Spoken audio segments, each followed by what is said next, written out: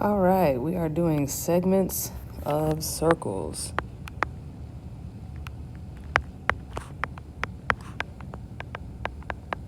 Okay, check the table of contents to see what page this should be in your notebook.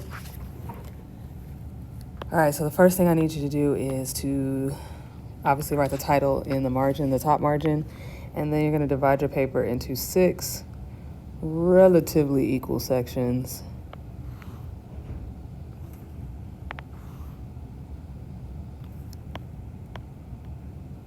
I'll do that. Okay. And that's fine. In the first section, you're going to draw a circle, sorry. And you're going to write the following in different colors. So pick a color, we're going to write diameter, and then we're going to draw a picture of a diameter. So to know where the diameter is, we're going to need to find the center, and then we're going to draw a diameter through that center in the same color. Next, we have a chord. Now, a diameter is technically a chord, but I'm going to draw a non-diameter chord just to illustrate. And then next we have radius. So radius starts from the middle, goes to the edge of the circle. Next we have secant. So a secant is kind of like a chord, but it actually goes outside the circle and it's a line, usually. And then lastly, we have tangent. And a tangent will be outside the circle except for where it touches the circle at one point. Sorry, that was not a great illustration. Let me try down here. There you go, that's better. And then it touches the circle right there. Okay. So those are the 5 different types of segments that we're mainly going to be looking at. Let's go to the next section. The title of this next section is Intersecting Chords. And we're going to draw a circle. And you're just going to draw 2 chords. The center doesn't really matter. All right, and we're going to call this part A and this part B.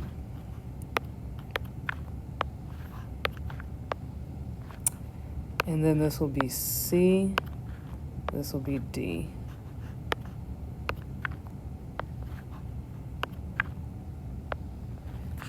And then the formula that you need to know is that I'll just do it this way.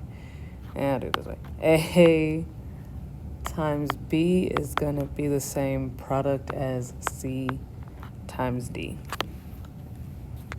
Next section, intersecting secants.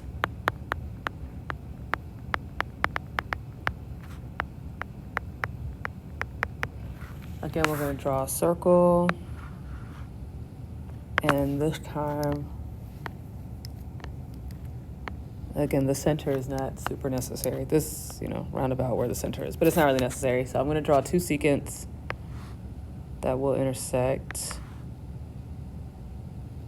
which intersect here. Okay, so we're going to call this section of the secant A, and then this part will be B, this part will be C, this part will be D. And again, just make sure you see what I'm doing. That's A, that's B, that's C, and that's D. And the formula is A times A plus B equals C times C plus D. So that's the formula. All right, next, intersecting tangent and secant.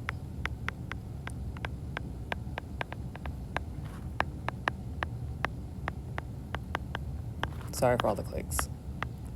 So for this one, we're going to draw a circle, yes, again. We're going to draw a tangent and a secant. Find the center. Not that the center really matters. And then we're going to draw a tangent.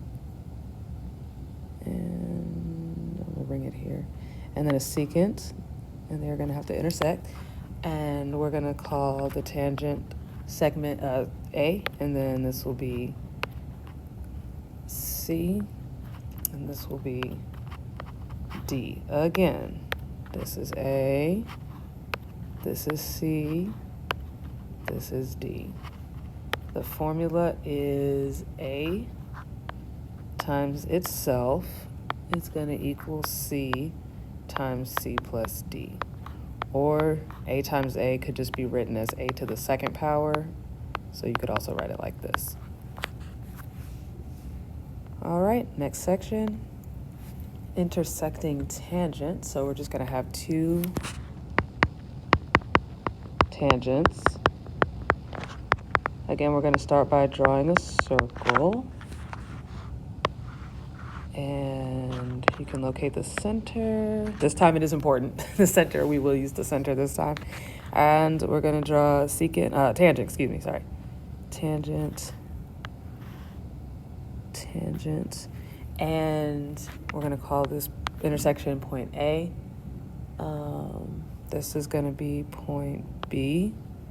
And then this will be point C. Oh, sorry, we're going to call that point D. Let's call that point D. We're going to call the center point C. Okie dokie. So what you need to know is that AB is perpendicular to BC. So AB is perpendicular to BC. Boom. You also need to know that AD is perpendicular to DC. So this radius is perpendicular to that tangent. And that's always true for tangents. And then AB is equal to AD. So these two are going to be equal.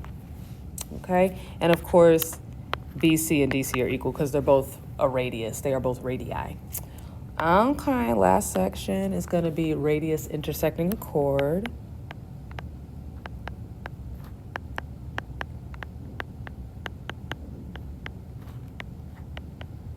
And then we're going to draw a circle. Find the center. And we're going to draw a radius. Then we're going to draw a chord that intersects the radius at 90 degrees. So let's name these points. That's the center, C. We're going to call this intersection point D. A and B will be the ends of the chord, the endpoints, and then we'll call this E. So CE is perpendicular to AB. So CE is perpendicular to AB. And if that is true, then we can deduce that AD equals DB. So we can deduce that these two are congruent. Okay?